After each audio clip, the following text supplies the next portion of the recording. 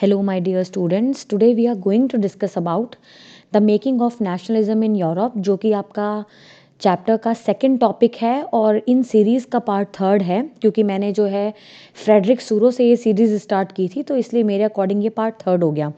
तो इस चैप्टर में हम लोग ट्राई करेंगे ये देखने के बारे में कि आखिरकार नेशनलिज्म की ज़रूरत यूरोप में क्यों पड़ी और नेशनलिज्म को फिर किस तरीके से अचीव किया गया यूरोप के अंदर। तो स्टार्ट करते हैं। सबसे पहले आप ये समझिए कि यूरोप का जो आपका पॉलिटिकल स्ट्रक्चर था वो आखिरकार था कैसा। बेसिकली वहाँ पर मोनार्की थी, diversity in what form, culture and language. मतलब ये कि लोगों का पहनावा, जैसे टाउन या सिटी बदलते ही, एम्पायर बदलते ही लोगों की कल्चर और लैंग्वेज चेंज हो जाती थी।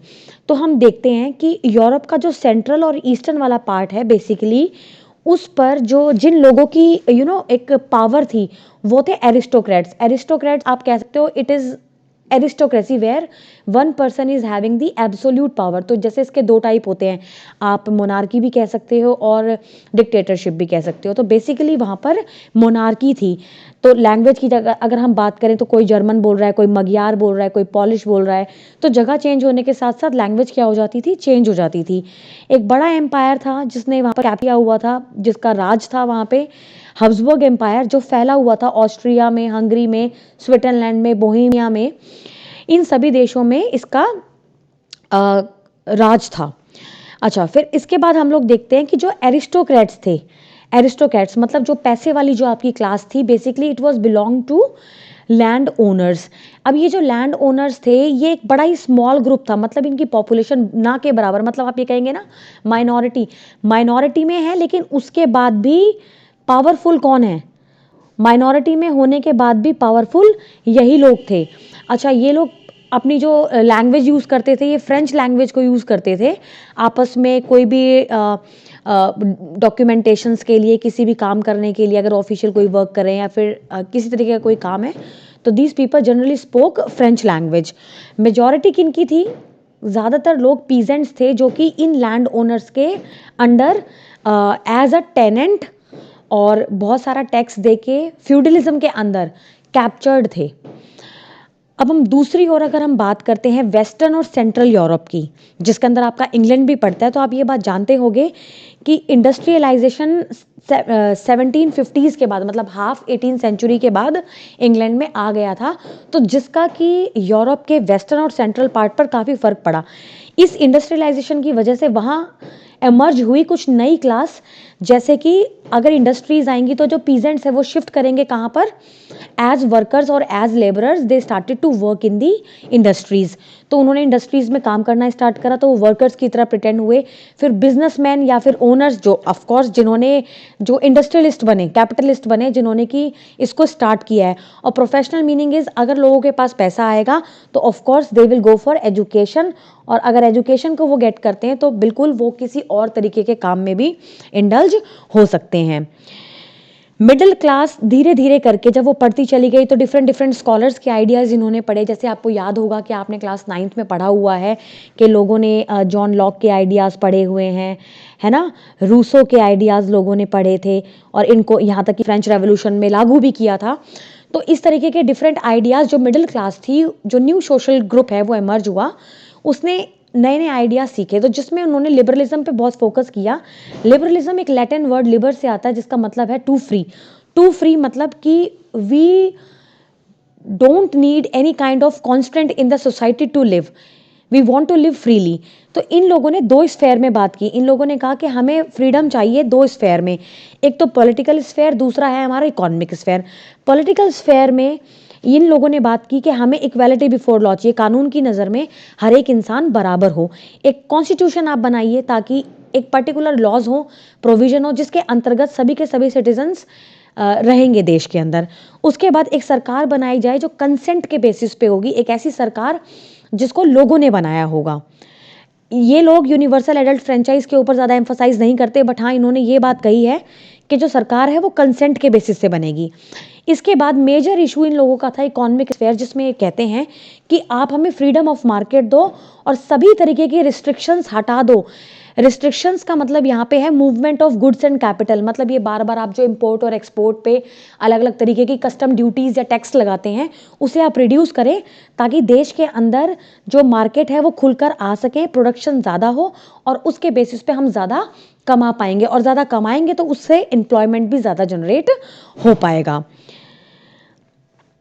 तो ये एक सिनेरियो था लिबरलिज्म का। इसके बाद में जो हमारा टॉपिक आता है लिबरलिज्म के बाद में कि न्यू कंजर्वेटिज्म ऑफ 1815। अच्छा, इसमें जो हमें समझना है कि 1815 का जो न्यू कंजर्वेटिज्म है वो आखिरकार था क्या, तो it was based on treaty of Vienna. Treaty of Vienna sign हुई थी नेपोलियन बोनापार्ट के वाटरलू की लड़ाई में हारने के बाद, जिसके हेड थे duke Metternich. He was a chancellor of Austria and what these people wanted, मतलब बेसिकली इसमें जितने भी जो डिफरेंट डिफरेंट कंट्रीज के या फिर आप कह सकते हो डिफरेंट डिफरेंट एम्पायर के जो लोग थे वो इसके अंदर बैठे थे और उन्होंने डिस्कशन किया था।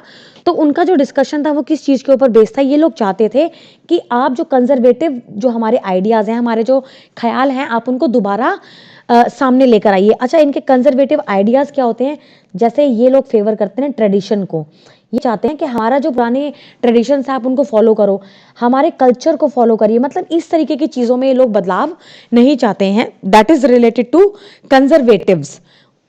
ओके, तो अब लेकिन बात ये थी कि जब नेपोलियन बोनापार्ट आया था तो उसने कुछ कानून बनाए थे, जिस कानून ने बहुत ज़्यादा हेल्प की थी देश को डेवलप करने में।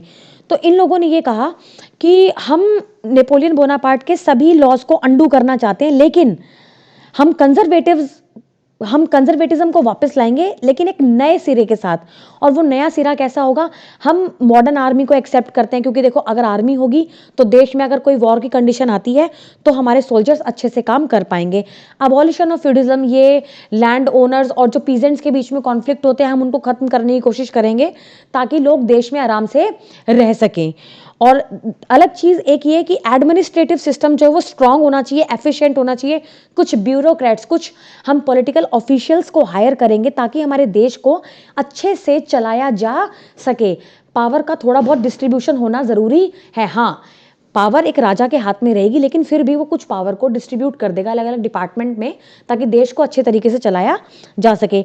मोनार्की ये लोग चाहते थे, वही एरिस्टोक्रेसी के अंदर ऑटोक्रेसी इनको चाहिए थी। ये लोग यही चाहते थे कि भाई हम ऑटोक्रेट्स हैं, हम इसी तरीके से काम करते रहेंगे, और जो पावर है वो बेसिकली एक मोनार्क के हाथ में होनी चाहिए। अब बात ये आती है कि ये जो मोनार्क की सिस्टम दोबारा जो ये लेकर आए, कंजर्वेटिव्स आइडिया जो ये लेकर आए, इस आइडिया से देश के सभी लोग खुश नहीं थे। लोगों ने इसे क्रिटिसाइज किया। इसके पीछे का कारण समझते हैं क्यों। सबसे पहला कारण है सेंसरशिप। इन लोगों ने मीडिया को कंट्रोल कर लिया, क्योंकि मीडिया जो है वो कुछ भी छाप सकती है। फ्रीडम ऑफ प्रेस इन्होंने बिल्कुल छीन ली। इन्होंने ये कहा कि अगर देश में कोई कुछ भी छापना चाहता है, कुछ भी प्रिंट करना चाहता है, तो उससे पहले हमसे इजाज़त लेनी होगी, उसके बाद ही वो कुछ प्रिंट करेगा। क्योंकि इन्हें कहीं ना कहीं डर था कि कहीं कोई इनके खिलाफ कुछ ना छाप दे। No tolerance regarding their culture. अगर इनके कल्चर के बारे में, इनके ट्रेडिशन के बारे में कोई गलत कहेगा तो बिल्कुल इनटॉलरेबल था इन लोगों के लिए। उसके बाद है फ्रेंच रेवोल्यूशनरी आइडियाज़, तो इनको बिल्कुल भी नहीं पसंद थे। लोग अगर फ्रीडम और लिबर्टी जैसे आइडियाज़ के बारे में बात करते थे तो ये बिल्कुल उसको हेट करते थे। इन लोगों ने रेवोल्यूशनरी एक्टिविटीज़ को देश के अंदर बिल्कुल दबा दिया, लेकिन फिर भी लोग रुके नहीं। लोगों ने अपनी सीक्रेट सोसाइटीज़ बना दी, लोग अंडरग्राउंड हो गए और अंडरग्राउंड जाकर उन्होंने अपने काम को जारी रखा, जिसमें कि एक नाम आता है जोसेफ मैज़्ज़िनी का। ये इन्होंने इटली को यूनिफाइड करने में बहुत ही बड़ा इनका रोल रहा है, जिसको मैं आपको आगे भी बताऊंगी। इन्होंने 2 सीक्रेट सोसाइटी बनाई थी, एक तो यंग इटली और एक बनाई थी यंग यूरोप। तो बाकी अब जो हमारा नेक्स्ट टॉपिक आएगा कि ये जो रेवोल्यूशन है वो किस तरीके से आगे चला, कैसे क्या सारी चीज़ें हुई हैं, उनके बारे में I will discuss with you in the next part, that is part 4। और हम कोशिश करेंगे कि दूसरे और टॉपिक्स को इसी तरीके से अच्छे से समझें।